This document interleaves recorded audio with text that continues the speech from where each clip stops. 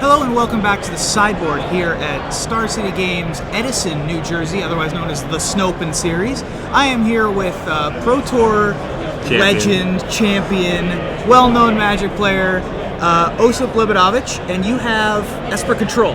Yes. But it's a little bit of a different take on Esper Control, not just because of the new cards that are involved, but it's sort of a little bit of a shift in the way Esper Control is trying to win the game, as far as I can tell. So tell me a little bit about your thought process in building Esper. Well, I kind of wanted to try playing Control in this format just because I haven't really gotten to play Control in a while. Usually I'd play some sort of aggro Control deck like Blue, White, Red or Naya. I wanted to just try going back to Control. So I liked some of the new cards that Esper got, especially Water Grave. That's probably the biggest one. But right. There were a lot of cards that were just added to the deck that kind of made it seem like it'd be pretty good for this format.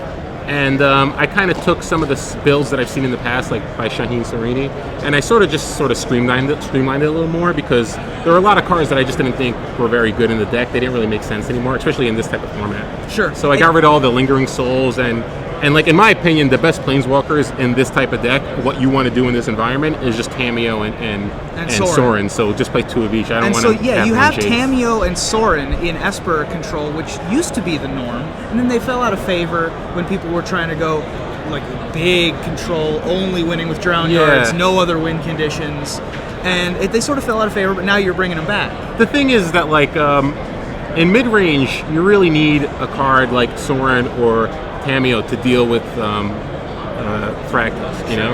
And Tameo's the best card that you can have against Thragtusk, and following it up with cards like Supreme Verdict is just awesome.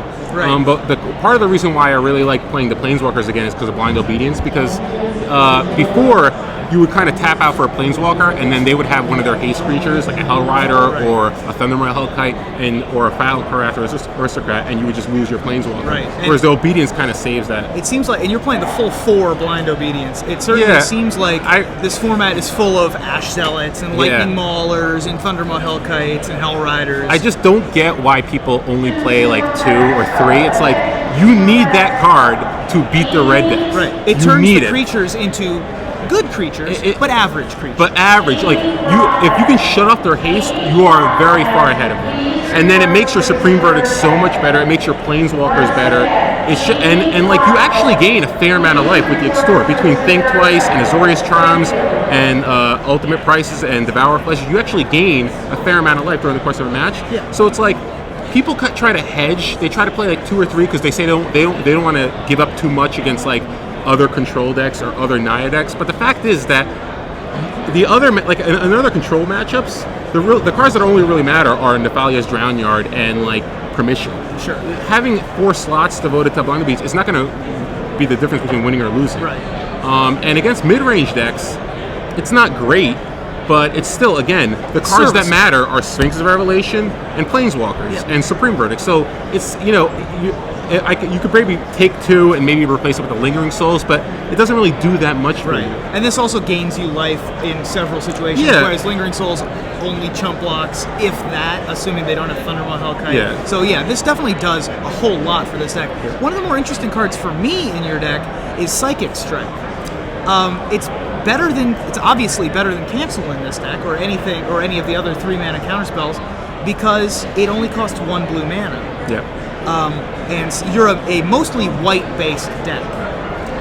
And so you have certain games where you have a Plains or a Nephalia Drown Yard as one of your first 3 lands. Yeah. And so you definitely want to be able to counter their spells. Yeah, the fact that it's not a double blue definitely helps out a lot. But honestly, the fact that it mills comes in handy a lot with Azorius Charm, like later in the game, because generally they're always going to attack first and then cast their spells. So you can charm them, they cast a spell, and then you kind of mill them. So it sort of serves the role that Thought Scour did with pseudo removal with Azorius Charm, and it's been very good for me. Devour Flesh, as we've been seeing, is a 2 or 3 of in a lot of different decks. Tell me a little bit about having another Diabolic Edict back in the format. I mean, again, it's a 2-mana removal spell, which if you're on the play and against a red deck, it's a way to kill a Cackler, which Ultimate Price can't. It deals with Geist Saint Trap. It's not my favorite removal spell in the deck, but it deals with the cards that are annoying, like Geist Saint Trap, and it does randomly help you against aggressive decks because sometimes you can wrath them, and then their follow-up is just a card like Boris Reckoner. Ultimate Price doesn't deal with it. Now you can Devour Flesh it and still have mana up to Psychic Spiral, strike something, or cast a thing twice, or do anything else. Sure. Moving over to your sideboard, we've got a couple big heavy hitters in the sideboard: Drogskull Reaver and Obsidat Ghost Council. Obsidat was in a main deck of one of the top 8 lists last week.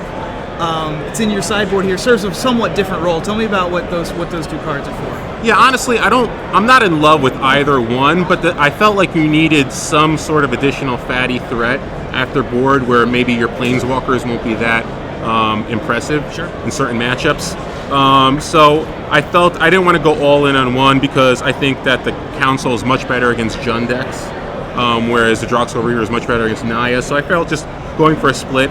Either one has been fantastic for me, depending on the matchup. But I don't know if I'd up the numbers or anything or start playing the main deck. Now you also have a Psychic Spiral, which is a card that I'd seen in a couple of lists, but people were sort of sticking with Jace Memory Adept because that's what they were used to. But you have the one Psychic Spiral, and that's because you have Snapcaster Mages that you can flash back against the other Memory Adept decks? Yeah, the thing about Psychic Spiral is that you kind of need to play it in your sideboard, at least to keep them honest, because if they know you have Psychic Spiral, they might not tap out for Sphinx's Revelation later in the game. They might not activate both their Drown Yards. It makes the mirror matches very difficult to navigate because there's this threat of, okay, if he has a Snapcaster Mage, I might just lose. Yeah. So it sort of keeps them honest. I did play in the mirror once, and it did win me the game. So I think, and plus you only need to play one. You don't need to really overload. So I think it's a solid card. I don't like it as much as Jace, just because Jace is a planeswalker. You have to cast it in your main phase, and there's a lot of ways that you can kind of get around it. Right. Going forward, you're X1 right now. Yeah. You're happy with your tournament so far, as well as you can be when you're X1. Yeah. Is there anything so far that you've seen that you would change to the deck? I don't think I changed that much. I think you're pretty good. You have pretty good matchups against the majority of the field. My one loss was to Dark Naya, which I didn't expect people to play anymore.